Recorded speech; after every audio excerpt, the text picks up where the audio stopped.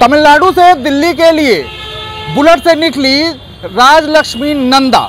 ये राजलक्ष्मी नंदा वैसे तो बुलेट रानी के नाम से खूब जानी जाती हैं और इस बार बीजेपी और नरेंद्र मोदी को पूरे देश में जिताने के लिए ये अनोखी तरीके की यात्रा पर निकली हैं।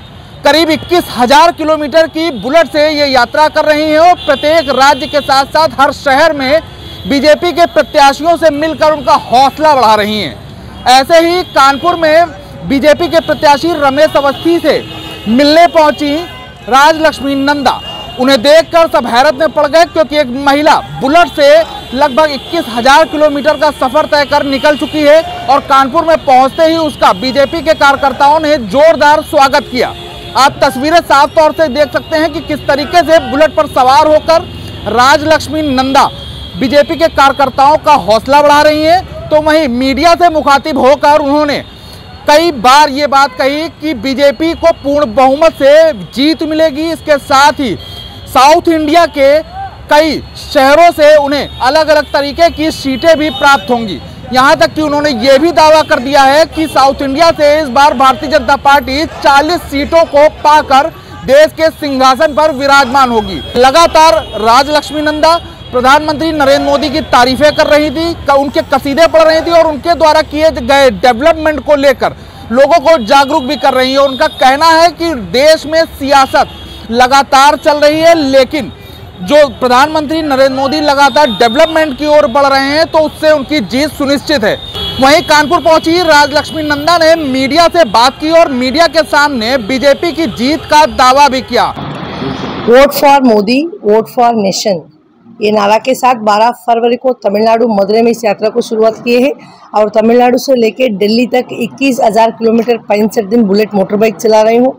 और पूरा देशवासियों से मेरा यही निवेदन है, एक समृद्ध सक्षम भारत के लिए नरेंद्र मोदी जी तीसरी बार प्रधानमंत्री बनना है। अगर हम सब हमारा देश को आगे बढ़ाना चाहते हैं, विश्व पटल में पहुंचाना चाहते हैं, तो मोदी जी का तीसरी बार का नेतृत्व जरूरी है। और हमारा देश इसी तरीके से डेवलपमेंट की ओर चलाने के लिए एक अच्छे सच्चे देशभक्त नेता का जरूरत है। वो देशभक्त नेता नरेंद्र मोदी जी है। इसलिए हम चाहते हैं कि तीसरी बार नरेंद्र मोदी जी ने प्रधानमंत्री बनना है और इसी पुकार को पूरा जनता के सामने हम रख रहे हैं। जो मोदी जी ने दिया है इस बार, अब की बार 400 पार, इस नारा को पार कराते हुए तीसरी बार मोदी जी को 400 पार करा के इस बार प्रधानमंत्री बनाएंगे। इसी संकल्प के साथ इस यात्रा को मैं कर रही हूँ। आज कानपुर पहुंची हूँ और कानपुर में तमाम लोगों ने, बीजेपी कार्यकर्ता सब लोग हमको रिसीव किए हैं और यहाँ कानपुर से अभी उन्ना होते हुए लखनऊ जाएंगे।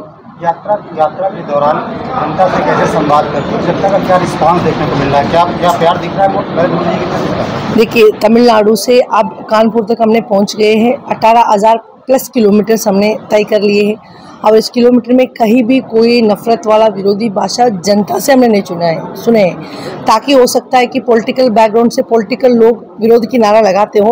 पूरा जनता जो गवर्नमेंट के साथ खुश है और मोदी जी के साथ है।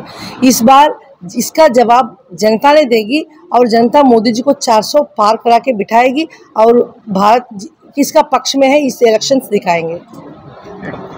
कानपुर से बीजेपी प्रत्याशी रमेश अवस्थी से मुलाकात करने के बाद उन्हें जीत की शुभकामनाएं दी हैं और फिर यहां से आगे के सफर के लिए राजलक्ष्मी नंदा रवाना हो गई।